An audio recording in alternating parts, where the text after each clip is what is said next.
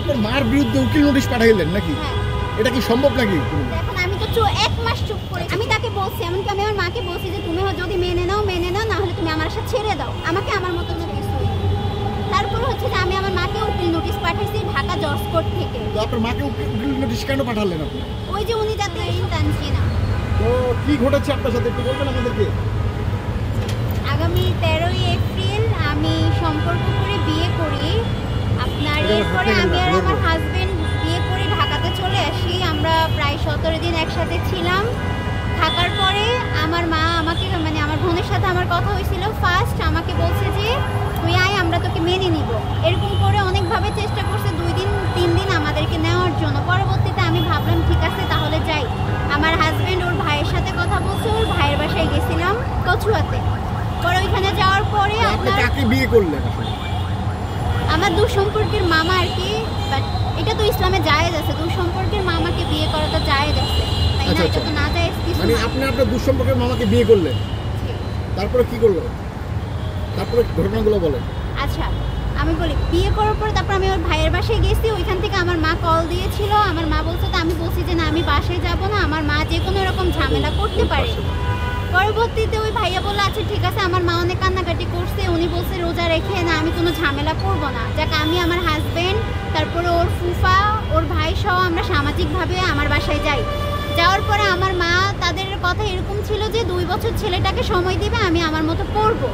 But আমার মা তারা 1 ঘন্টা কথা বলার পরে আমার চাচা কি করলো, সে আমার 3 পাতার একটা সাদা স্ট্যাম্প পেপার নিয়ে আসলো। আমার হাজবেন্ডকে বললো তুই এখানে সাইন দিতে। তা আমার কথা হচ্ছে সাদা কাগজে তো সাইন দেওয়ার কোনো নিয়ম নাই, আর পরবর্তীতে তারা এটা ডিভোর্স পেপার বানাবে না এটাও তো কোনো গ্যারান্টি নেই। আমি আমার হাজবেন্ডকে বলছি তুমি এটাতে সাইন দিও না। পরে আমার চাচা কি করলো, আমাকে 80 থাপ্পড় দিল। এমনকি সে আমাকে অনেকভাবে মারধর করছে, তারা টানা হিচড়া করছে আমাকে রুমে নিয়ে যাওয়ার জন্য। আমার হাজবেন্ডকে বলছে সাইন দিতে। আমার হাজবেন্ড বলছে যে আপনারা লিখে আনেন তারপর আমি পরে সাইন দিব। আমার হাজবেন্ডকে পরে আমার চাচা 3টা ঘুষি দিছে, তুই সাইন দিবি না? তো সাইন দিতেই হবে। কেন তুই সাইন দিবি না? অবশ্যই তোকে সাইন দিতে হবে। পরে আমার হাজবেন্ড ওইখানে একটু ঝামেলা হয়েছে। ঝামেলা হওয়ার পরে ওরা আমাদের বাসা থেকে চলে গেছে। আমার মা আমাকে তালা মেরে রাখছে, আমাকে আর যাইতে দেয় না। আমি বলছি আমি চলে যাবো, আমি থাকবো না এখানে। পরের দিন দুপুরে আমার শাশুড়ি কল দিছে, বলছে যে ওনার ছেলের নাকি কি হয়েছে, সম্ভবত তারা আমাদের বাসা আসছে, আরে শরবতের সাথে কিছু একটা মিক্স করে খাইয়ে দেওয়া হয়েছিল। আমার হাজবেন্ড শোয়া থেকে মাথা উঠাইতে পারে না, শরীর খারাপ। আমি ওই দিন বিকালে, পরের দিন বিকালে আমি চলে যাই ওর যে ভাইয়ের বাসায় গেছি, ওই ভাইয়ের বাসায় যাওয়ার পরে ওই ভাইয়ের বাসায় ওইখানে ওরা পাই নাই। পরের দিন আমার শাশুড়িকে আসতে বলছিলাম, আমার শাশুড়ির সাথে কথা বলছি, আমার হাজবেন্ডকে আর আমার শাশুড়িকে ওদের বাসায়। ওই রাতে আমার ছোট মামা আমার মা তাদেরকে বলছে আপনারা ডিভোর্সের কাগজে সাইন দেন, আমরা কোনো ঝামেলা করবো না। তাদেরকে অনেক হুমকি দুমকি দিছে তারা সাইন দেওয়ার জন্য। পরে রাতে 3টার দিকে আমার হাজবেন্ড আমাকে কল দিছিল। ওই দিন কল দেওয়ার পর বলতেছে, আমি বলছি তুমি কোনো কিছুতে সাইন দিও না। পরের দিন তারা আসছে, আমার শাশুড়ি আর আমার হাজবেন্ড। আসার পর আমি বলছি থানাতে একটা জিডি করবো। এর মাঝখানে আমার মা আমার হাজবেন্ডের চলতি ব্যবসা বন্ধ করে দিছে, তার বিজনেসের ওইখানে গিয়ে কামরাঙ্গীর ছড়ে। আমার হাজবেন্ডকে বলছে আমি থানায় একটা জিডি করবো, জিডি করে দেন আমরা আমাদের ওইখানে চলে যাব, গিয়ে তোমার ব্যবসাটা তুমি আবার শুরু করবা। কিন্তু আমার মা কি করলো, থানায় গেল, চাঁদপুর মডেল থানায় এসআইয়ের কাছে। যাওয়ার পর উনি আমার শাশুড়ির ফোনে কল দিছে। আমার শাশুড়ি বলছে মেয়ে তো যাবেন, আপনি মেয়ের সাথে কথা বলেন। পরে আমি এসআইয়ের সাথে কথা বললাম। কথা বলার পর এসআই বললো কি যে তোমাদের যদি কাগজপত্র ঠিক থাকে তাইলে তোমরা আসো, সমস্যা নাই। তো আমি আর আমার হাজবেন্ড যাইতে চাই না। আমি বলছি যে আমি বিয়ে করে ফেলছি, আমি সংসার করবো, আপনার কাছে আমি কেন যাবো? আপনার কাছে যাওয়ার তো আমার কোনো প্রয়োজন নেই। পরবর্তীতে আমাদেরকে এক প্রকার জোর করেই তারা নিছে। তাদের প্ল্যানিংই ছিল আমাদেরকে আলাদা করবে। ওইখানে যাওয়ার পর তারা বলতেছে তোমার হাজবেন্ডের তো 21 বছর হয় না, আইনগত দিক থেকে 21 বছর লাগে। ঠিক আছে তোমরা 3 মাস ওয়েট করো, 3 মাস বাকি, এই 3 মাস পরে যদি তোমরা 2 জন চাও আমার সামাজিকভাবে 2 ফ্যামিলি মিলে তোমাদেরকে এক করে দিব। ওকে ঠিক আছে। 4 দিন পর আমাকে বাসায় নিয়ে গেছে। ওই দিন আমার হাজবেন্ডও চলে গেছে। তার মাঝখানে এসআইয়ের সামনে আমি শুধু আমার হাজবেন্ডের সাথে 2 মিনিট কথা বলছিলাম। ওকে জানাইছি যে এমন এমন যে 3 মাস পরে তুমি আমার কাছে নিয়ে যাবা। আমাকে বাসায় নেওয়ার পর 4 দিনের দিন আমি ওর সাথে কন্ট্যাক্ট করার ট্রাই করছি। তারা বলতেছে তুমি তোমার হাজবেন্ডের সাথে যোগাযোগ করতে পারবে না। এখন ঠিক আছে আইনগত দিক থেকে আমার বিয়ে হয় না, ইসলামী শরীয়তের দিক থেকে তো আমার বিয়েটা হয়েছে, তাই না? আমার হাজবেন্ডের সাথে কন্ট্যাক্ট অফ করার রাইট তো আপনাদের নাই। আমি আমার হাজবেন্ডের সাথে অনেকভাবে যোগাযোগ করার চেষ্টা করছি। আমার মা কি করলো, 4 দিনের দিন উনি আমাকে অনেক মারছে, আমার উপর অনেক শারীরিক নির্যাতন করছে। এমনকি আমার হাজবেন্ড আমাকে একটা নট কিনে দিছিল, ওই নটটাও বলছে আমাকে খুলে ফেলতে, যে তুই ছেলেরে কিচ্ছু রাখবি না, তুই তোর কাছে। মেয়েরে আমাকে বলছে যে তুই ডিভোর্সের হয়তো এই ছেলের নামে মামলা দিবি, যাওয়ার সময় 50,000 টাকা নিয়ে গেছিস, না আর না 1 ভরি স্বর্ণ নিয়ে গেছিস, আর না হলে তুই এই ছেলের নামে মানে ডিভোর্স দিবি, 2টার একটা। আমি কিছু বলি বলিনি, আমি চুপ করেছিলাম। আমি বলছি আচ্ছা ঠিক আছে দেখা যাক। পরের দিন উনি কি করলো, আমার কাবিননামা এসআইয়ের কাছে ছিল, উনার দায়িত্বে রাখার কথা ছিল, কিন্তু উনি কি করলো, আমার মা উনার কাছে গেছে, উনি বলছে উনার হেফাজতে রাখবে, কিন্তু উনি কাবিননামা কি করছে, আমার মায়ের কাছ থেকে টাকা খেয়ে কাবিননামা দিয়ে দিচ্ছে আমার মাকে। আমার মা ওই কাবিননামা দিয়ে কাগজে, ডিভোর্সের কাগজে উনি একটা কাগজপত্র বানাইছে যে ও আমাকে অপহরণ করে জোর করে বিয়ে করছে, এরকম একটা ডিভোর্সের কাগজ বানাইছে। পরের দিন আমার বলতেছে কোর্টে যাইতে, আমি বলছি কি কাগজপত্র বানাইছে, তুমি বাসায় আনো, বাসায় দেখে আমি সাইন দিব। উনি আমাকে মানে বাসায় উনি আনবেন, উনি বলে কতক্ষণ লাগবে, যাই একটা সাইন দিয়ে আসবি। উনি আমার মা, আমার চাচা, আমার বোন সহ আমাকে কোর্টে নিছে। নেওয়ার পর যখন কাগজ আমি পড়ছি, ডিভোর্সের কাগজটা যে এরকম এরকম যা অপহরণ করে আমাকে নিছে। এখন আমার কথা হচ্ছে আমি তো স্ব-ইচ্ছা বিয়ে করছি, এখানে অপহরণ করে ও কিডন্যাপ করে আমাকে বিয়ে করবে কিভাবে? আমি একজন প্রাপ্তবয়স্ক মেয়ে, এখানে তো জোর করে বিয়ে করার কিছু নেই। তো আপনার বয়স কত?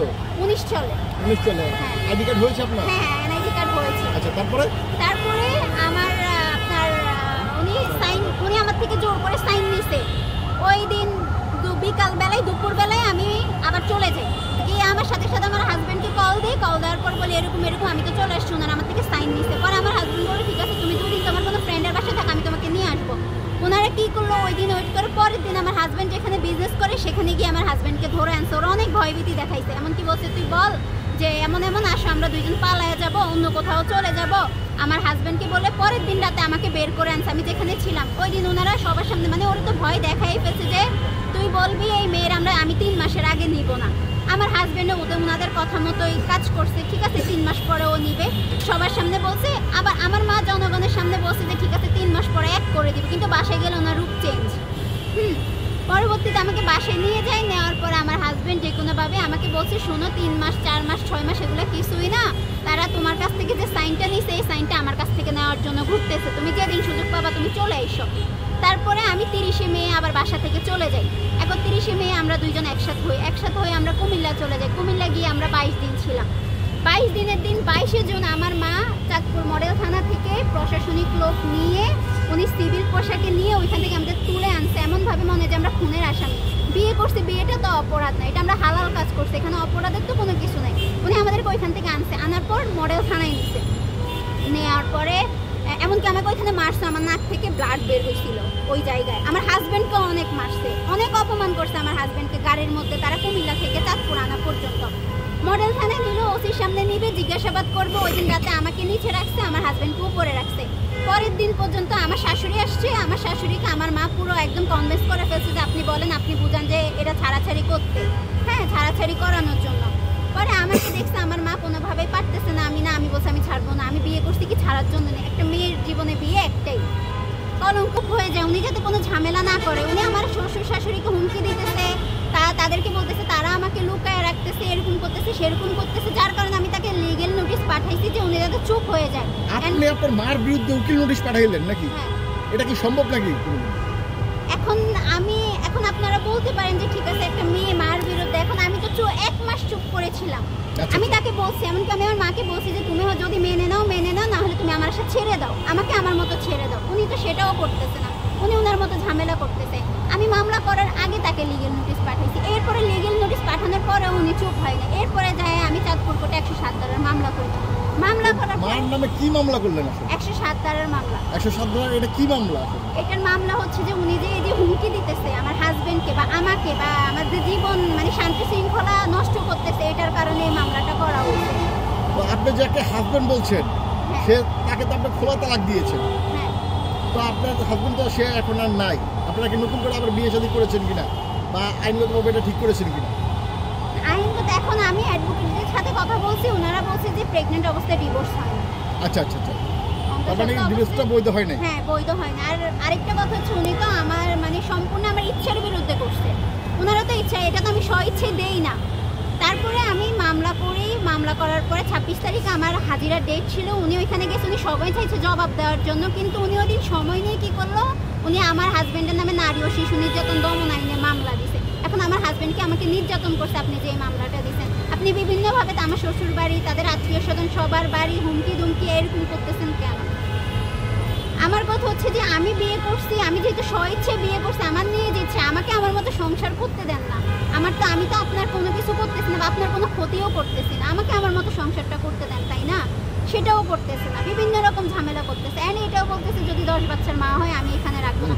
এখন আপনি তো মা হয়ে আপনি চান আপনার সন্তান সুখে থাকুক। আমি যদি এই ছেলেটার কাছে সুখে থাকি আপনার তো সমস্যা না, আমি যদি ডাল ভাত খেয়েও সুখে থাকি তাও তো আপনার কোনো সমস্যা নেই, তাই না?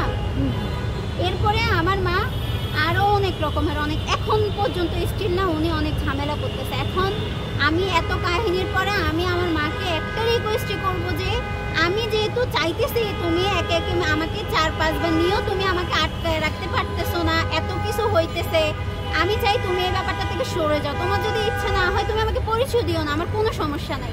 তোমার পরিচয় ঠিক আছে, তুমি মা, তুমি 18-19 বছর কষ্ট করছো, সেটাও আমি অস্বীকার করতেছি না, তুমি যথেষ্ট কষ্ট করছো, কিন্তু এখন আমার সুখটা তা আমি বেছে নিছি। এখন আমার ইন ফিউচারে যদি আমার কোনো কিছু সেটা দায়ভার নিয়ে আমি তোমার কাছে যাব না, তোমার কোনো কিছুই আমার লাগবে না। শুধু আমার তোমার কাছে একটা রিকোয়েস্ট থাকবে, আমার সংসারটা আমাকে টিকাইতে দাও, আমার সংসারটা আমাকে করতে দাও, আমি যাতে শান্তিপূর্ণভাবে সংসার করতে পারি। আমি তোমাদের পরিচয়ও কোনো জায়গায় দিব না। তোমার যদি ইচ্ছে না হয় যে তুমি পরিচয় দিবা না, তোমাদের মান সম্মান নষ্ট হইতেছে, ঠিক আছে, আমিও তোমাদের পরিচয় কোথাও দিব না, আমি আমার হাজবেন্ডের পরিচয় বাঁচবো, তাও তুমি এত ঝামেলা করো না। তারপরে তুমি যদি পুলিশের কাছে, ডিবির কাছে এখানে যা বলতেছো মেয়ের বয়সে না, কেন মেয়ের বয়স হবে না? আমাকে 19 বছর চলে, 18 বছর হইলেই তো একটা মেয়ে প্রাপ্তবয়স্ক হয়ে যায়, তাই না? তো 18 বছরের পরে প্রাপ্তবয়স্ক একটা মেয়ে যেটা বলবে, আমি যদি এখন কোর্টে যায় বলি আমি সংসার করব, সেটাই তো হবে, তাই না?